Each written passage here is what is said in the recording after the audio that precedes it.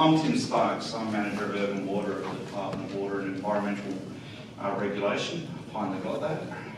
I'm really looking forward to tonight. I just think we've been watching with interest, Greg, for some time about the great things that have been happening in South Australia. Also tinged with a little terror as an employee of an organisation that's a bit worried about the use of groundwater and looking for 10% reduction. So I was sort of equal parts of excitement on that one, but we're really thrilled to have Greg Ingleton with us tonight. So Greg is the Business Development Manager, Environmental Opportunities with SA Water.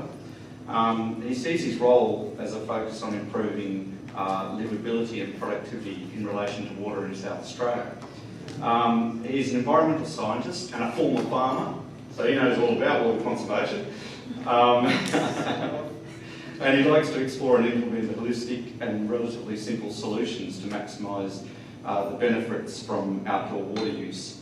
So again, obviously very excited to hear from you tonight. You're going to present a story, I believe, on a journey from your original trials on airport cooling with vegetation. And you know, I like to think of vegetation as water and landscape, by the way. And so I'm really interested. And above all, I'm really hoping that you can show us how to walk and chew gum in terms of delivering livability and conserving water as well. So really looking forward to it, Greg. Welcome.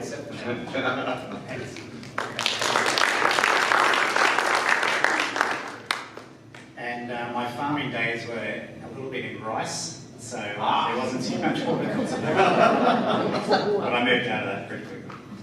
These 6 programs, and I'll just go through them quickly, and then I'll deep dive into a few of them through the presentation. The residential cooling, it's really trying to be holistic. We talk about irrigating public open space, but there's so much value in having cool, green, private open space as well, that we shouldn't forget that. So I've empowered 100 employees in SA Water to go home and do testing for us and supply me with some information about what works, what temperature reductions they can get, and that sort of thing. And I'll go into that detail in a minute. Part of the other program is cooling the community. What can we do in the large open spaces? Putting up misting systems at our outdoor events. At the moment in Adelaide, there's stuff going on everywhere. There's the Fringe, there was the WOMAD World of Music last weekend. The weekend before that was the car race, or the weekend before that. But it's it's a bit manic at the moment. And part of the cooling of the community is also being able to monitor what the temperature differences are in green versus not so green spaces. Cooling our people is really how we can then take those 2 programs and put that into action within SA Water. So can we cool down depots? Can we have misting systems on vehicles that are out in the desert doing work that, you know, the guys want to sit in their car because it's air conditioned, and as soon as they get out in 45-degree heat, it's not so nice. So, you know, what can we do to improve that? Smart irrigation is another concept which brings together some of the hardware and the software that you need to be able to justify and effectively irrigate to keep the green open space private and public. So I'll talk about that as well. We're looking at how we can bring all of that together for the remote communities. So like Western Australia, South Australia has a lot of remote communities where water is a big issue, and so is quality of life. So looking at how we can improve that, and the good old Adelaide Airport project, which just keeps going for some reason, but it's a really interesting one, and I'll start off with that. And it was really, flying from Melbourne to Adelaide one day, looking out, everything's brown and dead, and it wasn't even summer. Flying into Adelaide Airport, you look at the airport, and it's pretty much dead as well. And we had a wastewater treatment plant here with a big pipeline that goes into Adelaide, and a stormwater managed aquifer recharge scheme here. And both of those systems were underutilised, and you've got 400 hectares of open space in the middle of an urban area. So, you know, putting a bit of wastewater on there could really help. And the interesting thing was, and this is just a little side note, I'd actually just been to Hong Kong, and I had a fake Ralph Lauren shirt on. And when I was meeting with the guys from the airport, there was the head guy there was into his brands, I could see it. He never really paid much attention to me, and he saw me in that shirt that day. And so he started to talk, and I said, oh, I've got this idea. And I had a fake Rolex as well. And so I lifted up my sleeve, and I saw him look at the Rolex, and I thought, right, I'm good. And so I really think that $10 Rolex was actually how this whole project started. So I convinced them that we'll do this 4-hectare trial and see what benefits we could get, basically. It was a bit of an unknown. Let's just see if we can green it up, and it'll be nice and green and a bit cooler. So we started to do irrigation. We had temperature sensors. We had about 40 of them around the airport, and those green cricket pitch areas are the trial areas where we had the 2 irrigators running. And on this particular day, the blue dot is representative of the blue line up on this graph here, and you can see it's about a 2.5 degree temperature difference there between upwind and in the irrigation area. And that was 3 days after we watered. So it wasn't like we just watered the night before or that day. That was days and days later, and it had been hot right through that period. So once I started seeing this data, I got a bit excited because it seemed to work. It seemed to show that there was a cooling benefit that we could obtain from irrigating. We then, all the councils in Adelaide, all the metropolitan councils, put their money together and did a surface temperature mapping of the whole of the Adelaide metropolitan area. And when I saw the outcome, the outputs from it, there's our little trial area there. And I thought, wow, that is so much cooler than the other areas. But the other interesting thing was that the really dark patches are where I put the lucerne. So I was trialling different types of vegetation. And what we did with this first transect over on this side, put it over here, it's like a tennis match, was we just put water on it and just thought, okay, we'll throw water on it and see what happens with that one. And the next 2 transects, or that one and then the one on the outside, we had different types of grass in them, and then in the middle I had lucerne and some other types. And there was a grass that was designed for airports, but it was designed in New Zealand, so it didn't work all that well here. But the interesting thing was, when I got my air temperature sensors, which are about this high off the ground, they're a little cone thing, solar radiation shield, I should say, the temperatures for that lucerne area were so much better, so much lower than everywhere else. So I just thought it was something wrong with the sensors, and I really just dismissed it. But it was actually the fact that the lucerne was so much cooler. So it was really interesting for me then. It's not just about putting the water on, it's really about what vegetation you've got growing there. And the lucerne had so many advantages from an airport perspective because it doesn't seed, it doesn't have a seed head, it doesn't attract the birds, and it actually scares the birds away because it moves around and there's nothing for them to eat there. So we sort of struck gold with that one. And it was really a conversation with the airport groundskeepers that we decided to grow lucerne, because they said, this is a waste of time, we're going to have to mow more. And my reply was, well, why don't we grow something that can actually make some money so it pays for the mowing? And lucerne was the obvious choice. I'll just go on a little bit of a tangent here. And this is one of the themes throughout this whole presentation, is just about having the right equipment to be able to go out, play around, see what's going on, and get some ideas from what this information is telling you. So I've got a thermal imaging camera. It was a few $1,000, but I've been able to do a lot of work with it. And this one, it was a 47-degree day in Adelaide. This is fake grass, this is pavers and real grass, and this is the thermal image of that same scene. The fake grass is actually about double the temperature of real grass.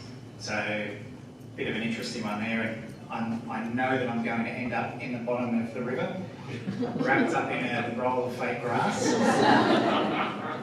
But that's okay. At least I've got my point across. So yeah, it's just a really interesting one. And the other point with that, a lot of the fake grass people come out and say, oh, you know, it helps you save water.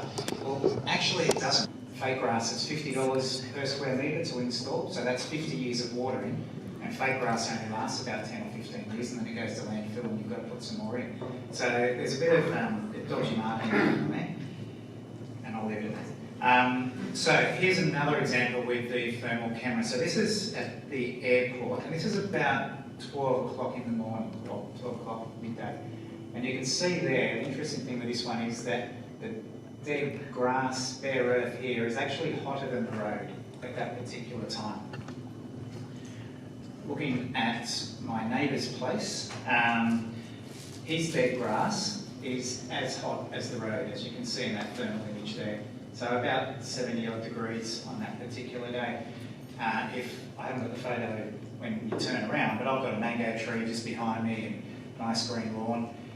And when I was doing this, I was out there with my thermal camera, and my neighbour came out. He said, "Oh, what are you up to?" And I said, "Oh, I'm just looking at the temperature differences here." And I said, 70 degrees, 30 degrees. And he said, "Oh, what's that matter?" And I said, "Have you got your air conditioner on at the moment?" He said, "Yeah, of course." And we didn't have our air conditioner on. And it was that moment I thought, right, there's really something in this that can demonstrate that value from your whole yard, putting a little bit of water on and getting the benefit from it. I'll just jump back to the airport part and finish this off. The airport, when we first did this, as I said, it was really about growing crops, seeing what benefit we could get from that. And we got independent economists to come in and have a look at what benefit, what financial or economic benefit we could get from the loosening. And they were really conservative, extremely conservative. But what they showed here was that your blue line is your business as usual. That's the people out there with the slasher and weed control and all that sort of normal maintenance that happens on an airfield area. And the yellow line is what they call the high yield return for loosen. I think it's more the conservative yield, but I'm going with the economists. And what you see there is that after 7 years, you're actually starting to get into the benefit zone. So that cost includes the pipelines that connect it to the recycled water, the cost of the recycled water, the cost of all the infrastructure for the centre pivots, the tractors, the contractors, everything. So you look at that and it's not a bad proposition because that doesn't consider the benefits to the aircraft performance. That's just basically from the farming perspective. And then basically the cooling is free after that. So a pretty good option really. The other interesting part is this is one of those things, those projects where you just roll the dice and see what happens. It's just, let's give it a try. We know there's some benefits there. It's all positive. But let's just give it a try and see what happens. I should say, when we started this, all the equipment was temporary. It was designed, the whole project was designed so that if we saw any negative impact, mainly birds, we could pack it up and leave straight away, and that was the end of the trial. So that pleased the airport people as well, because it meant that it wasn't a permanent installation, and if we saw a risk, it shows over and we pack up and go. So we also had, there's been 2 independent studies done by aircraft performance people, and one of them was suggesting that it was $1 million per year benefit from a reduction in fuel use and the ability to maintain payload on hot days. I think they exaggerated a little bit, and we had another one done recently. And what it's showing in Adelaide is that because we don't have a lot of flights, particularly international flights, leaving at that hot time of the day, we won't see the true benefit of that fuel reduction and the ability to maintain payload. So what they're suggesting is that by financial year 39, the savings will be about 160 tonnes of fuel and a reduction of about 500 tonnes of carbon emissions because of that. But like I said, they didn't look at the ability to maintain payload or the risk of flight cancellation. So once it gets over 48, 49 degrees, it's starting to run the risk of flight cancellations because the planes just start to struggle to get off the ground on a runway that's not that long. Interestingly, when there were all those flights cancelled in Arizona, I rang up the Arizona airport to say, hey, guys, just add water, and they thought I wanted to be a water supplier, and they said you have to fill out a supplier form, and I said no, because I saw the news and they said, we've got to make our runways longer, or we've got to make our engines better. And I thought, there is a third option, just make the air cooler, but people don't think about it. It's a simple thing, but it's just hard to get in your head. Anyway, airport aside, this is my house. So this is my outdoor entertainment area, and we were having a barbecue on this particular day, and my wife said, it's 43 degrees, we are not sitting outside. So I said, watch this. And I went out and I sprayed a bit of water around in the grapevine for 30 seconds every 30 minutes, and I turned our misting system on. So we went to Bunnings, bought a cheap $40 7-metre misting system, and we got it down to 10 degrees reduction over that period. The air temperature sensor was way over the back here, so while we were sitting under that table, it's right over here, while we were sitting under that table, we were feeling quite comfortable. I also do my own home brew at home, so we were feeling really comfortable. And everybody seemed to enjoy the day, and nobody seemed to be too hot. When I looked at it afterwards, I worked out how much water we'd used. So that 90 litres of water, about half of that was from that 30 seconds every 30 minutes of spraying water around the hose, and the other half was from the misting system itself. So the misting system costs you sort of 15 cents, 20 cents for 2 hours. So they are really, really cheap to operate, versus the electricity, which would have been $1.80 to run the air conditioner, and then you'll have screens on, all the lights or something, or other. You're not just sitting inside in a dark house. So the savings are really significant by just doing this, and you're getting the kids outside, everybody's outside. It's a much nicer way to spend a hot day. But only in some situations. I mean, if you're in a small area and you don't have the vegetation or the space, then it's probably not really conducive to. But what we're trying to say to people is, if you have a choice, there are other options rather than sitting inside with the air conditioner on. Reducing the cost of living. So last summer I reduced our energy bill by $200. I increased our water bill by about $30. We had 10 other people in SA Water that also answered this particular question, and they saved anywhere between $100 and $300 in their electricity bill by just using this simple approach. I've actually reduced my electricity bill by another $60 for this summer. So yeah, it seems to work. And the interesting thing about it is, if you think about it holistically, we don't have solar panels, so if you're using energy, that's the end of the line. You burn the energy with your air conditioner, and that's it. You're producing carbon, and that's the end of it. But if you've got a misting system on, that water's part of the cycle. It will either go into your soil, or it'll evaporate and go up and come down as rain, maybe 100 years later. But it's still part of the cycle. It's not, you're not ending the cycle right there. So it's just another way of looking at it. And like I said, we're talking about the misters. You can operate it, get out of the shower a minute earlier, and you can operate it for an hour. It's 2 hours. Yes? That's all based on a certain price of water, isn't it? So Yes. So the testing that I've done is, the majority of it is all on potable water, drinking water in Adelaide, which is $3.30 a kilolitre.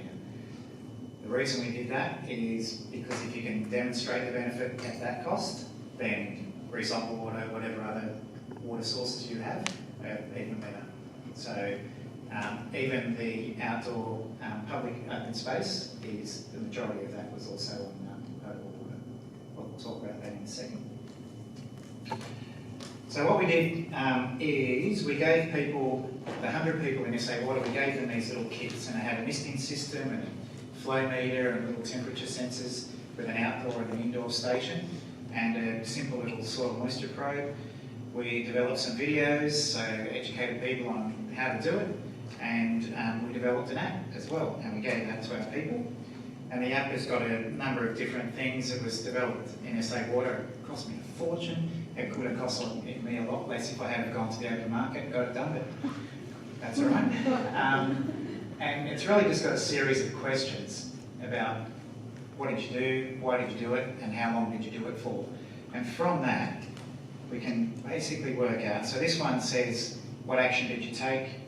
Sat outside with the sprinkler on, or with the misting system on, or you irrigated before a heat wave. And a lot of this is talking about irrigating before heat waves, and I'll get into that in a second. And then why did they do it? So preparing for a heat wave, getting the family outside were the most common. And the interesting part is then, so this data looks at the time spent outside, is your first little bar.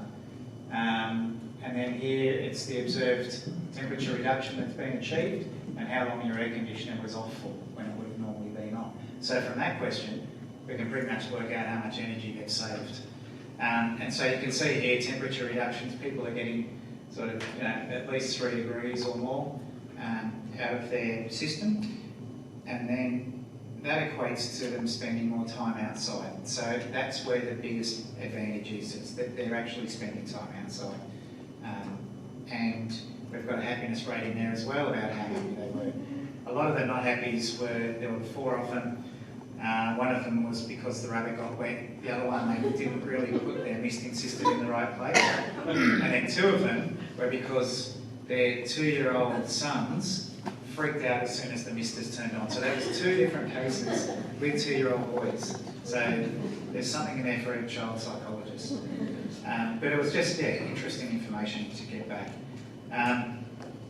One of the things that we're really focusing on, so this has got to be commercial for SA Water, so we've got to look at what the benefit is for SA Water, and that's from the brand and also from a slight increase in water sales, reduction in blackouts, all those sorts of things.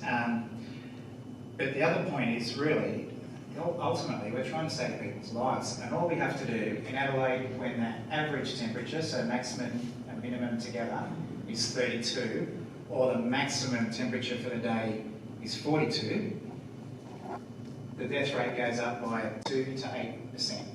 So if you can just bring that back by 1 or 2 degrees, you save lives. It's really that simple. I mean, it's not that simple to bring the temperature down, but the benefit is there. It's realistic and it's attainable if we do the right thing. And so, this is how we're helping to do the right thing. So we've developed this smart irrigation package, and we're working with, we've got soil moisture probes, smart meters, and Bureau of Meteorology data, all going into this fantastic Swan software, which is developed in Western Australia, in Perth. They're just down the road, but they don't have much business here, they tell me. They're doing a lot of work in South Australia. And this software is based on agricultural methodologies, and basically it just spits out a little graph and it tells you when you should be watering during the week and how much. And the beauty of it is, if there's a heat wave coming, it tells you to irrigate a couple of days before the heat wave. Or if there's rain coming, it tells you not to irrigate. So a lot of the irrigation managers look at evapotranspiration, and all that does is look backwards. This looks at backwards, what's happening right now in your soil and what's about to happen from your forecast. And so it brings all of that together and just spits out a number. And it's really quite good. And then we can either send a text or send that information straight to the councils or the schools and say, this is when you should water, and they go ahead and water. The next step for this is for our customers, residential customers, to then be able to say, I like that park that's down the road. That park over there looks a little bit too green. That one there doesn't look green enough. I like that one. And then they tag that park, and then they get this information in their My SA Water account, and they can mimic what's happening at the local park and irrigate effectively. So we talk about, they talk about water efficiency. We're starting to use the words water effectiveness. So if you can water effectively, you get all of these other benefits. It's not about saving water, it's about using the water for the most benefit that you can gain from it. And this is one of the other reasons. So we have all of this data coming into SA Water about all the parks all over Adelaide and all the councils and how much water they use. That line in the middle represents where the council little circle should be. So this vertical axis is the volume of water that they use, and the horizontal is the land area. And so that middle line there is where people should be. And you've got these councils up here that are well above the line, and then there's ones down here that are well below. So we're targeting them and saying, hey, you know, you can actually bring your water bill down, or you can increase the size of land that you green up with the same bucket of money that you have at the moment. And interestingly, I've been spoken a bit by my bean counters in SA Water to say, why would you help people reduce the revenue that's coming in? And the resounding feedback from the councils is that if they overwater and they go over budget, their budgets are going to get cut and they're not going to irrigate. So there's a risk that we may actually lose revenue. And the other point that they've made is if they save money in one park, or save water in one park, they'll just take that water and put it on another park that's currently dry. They're not going to give up their budget because as soon as they do, it's gone. So they want to make sure that they use that water, they use it effectively. So it's really good to have that market intelligence to know who to target. I'll just quickly run through this. This is just, the red line is air temperature and the blue line is water use. And you can see air temperature goes up and then water use goes up straight after it, or with it. And that's a big problem. And it's something that I saw as being an ex-farmer, and I'd see it around my neighbourhood, and people would come home and all their plants are wilting and half dead, and it's 45 degrees and they're out there with their hose and trying to save these plants, and it's too late. A lot of that water is just evaporating off, it's not getting in the root zone, and you know, they've got their air conditioner turned on at the same time. So it's all of these big impacts on the utilities. So I've got to fix the colours on this one. But I've taken a 2-week period out of that previous graph, and the water use, you can see in this red line, really peaks just when the temperature peaks, which is the blue line here. What I've done is I've said, if we can convince 20% of households to water 2 days before the heat event, what would that look like? So that green line is the same volume of water over that period of time, but you're reducing your peaks by 20 to 30%. So from a utilities perspective, that's a huge benefit to our networks. We don't have to augment some networks if we can start to reduce those peaks. And we've designed our wastewater and water networks for the handful of peak days that we have each year. If we can save that by educating the community, we're saving millions. And the other point is that on a hot day, so SA Water buys their electricity on the spot market, so I think we buy it like every 5 minutes or something, we track it. And what happens is those peak periods on those hot days, the price of electricity goes from $100 a megawatt hour up to over $12,000 a megawatt hour. So if we're supplying water at that time and pumping water, it's costing us a fortune. So to be able to influence people to water a couple of days beforehand saves their trees, makes their water more effective, keeps things cool around their house, and saves on infrastructure, saves on the risk of blackouts, all of these things from just a simple shift in people's understanding of when they should be watering. Part of this also is that we need to demonstrate to the community what the benefit of having green open space is, and this goes back to your point earlier. So we went around and put out, I've got to update this slide, 250 air temperature sensors around Adelaide. And it's live on our website, on the SA Water website. So you can go on there and you can look at parks at any time and see what the temperature is at that park. This is what it looks like. The colours in there is a little bit busy, but Adelaide City is in the middle here. And then you've got all these little, you know, and there's the temperature reading there, and the colour which represents the heat or coolness of that particular location. So this was just an idea I had about how can we get the community engaged and get real data that we can use, because every time we look at, say, there's a review at the moment about the design and planning codes in South Australia, and we're bringing over data from the CRC for water sensitive cities, which is, a lot of it's modelled or it's done, you know, in different locations. It's not done in South Australia, and we've been able now to feed this information straight in to say, hey, a park in an industrial estate that's not irrigated is 10 degrees hotter than one that's in a nice leafy area that's got irrigation water in it. So having that real firm evidence is fantastic. So this is in Adelaide. This particular day, 31.4 degrees at this time, and it's 30 in that park, and it's 35 right next to it, because it's unirrigated. So it's, the difference is amazing. This is a really interesting one, because you've got the water there, but that park is still hotter, a lot hotter, 7 degrees hotter, than that park over there. So there's some really interesting information that we're finding out from this. These temperature sensors are all located 3 metres off the ground in a tree with 80% canopy cover on the south side of the tree where you don't get direct sunlight onto the sensor.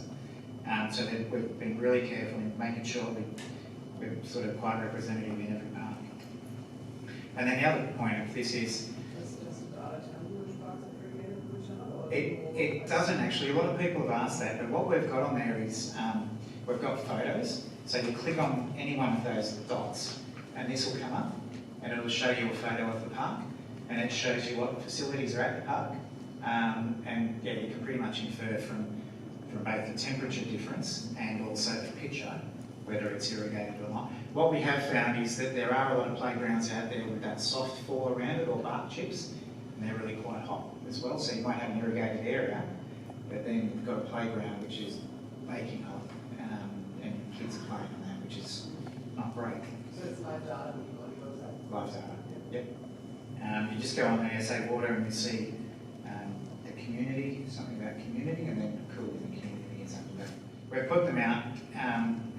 Another thing that we found in talking to people is that when there's a total fire ban in the hills, people race down to the Adelaide Plains to the shopping centres. And we said, well, how can we influence people to go to parks instead of shopping centres? And we had that conversation with people, and they said, wow, if we knew what the temperature was at a park down just below the hills face, we'd go there because the kids can run around. We don't have to buy stuff, and it's a lot cheaper, and the kids run around and get their energy out, and yeah, and it's a great a great alternative. And just on this one little last bit, we had this concept about the misting systems, and this happened last summer. And I had a call from the guy at the Bureau of Meteorology, and he said it's going to be really hot in the next couple of days, and we don't know how hot it's going to be. The models are telling us that it's going to be sort of, off the scale. And I'm like, oh, shit, what does that mean? And he said, can you do any of this cooling stuff that you've been talking about? I said, all right, we'll give it a try. And my manager at the time had just been at the tree climb place the day before. So this is an adventure park in the Adelaide Parklands. They had a policy at this place where when it gets above 40 degrees, they shut down.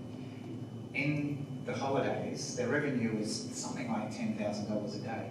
So we went and put a $200 misting system in there, which uses a couple of dollars worth of water a day. They scrapped their heat policy, and they were able to stay open for the 8 days it was above 40 degrees last summer. And I sat down with the owner, and he said, how much did that stuff cost? I said, it was $200.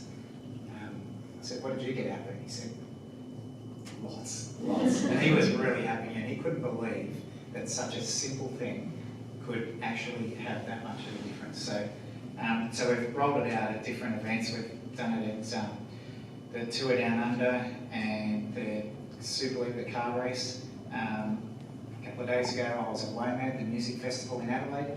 It was only 25 degrees, and I wasn't going to put them up, but I'd actually had one stashed in.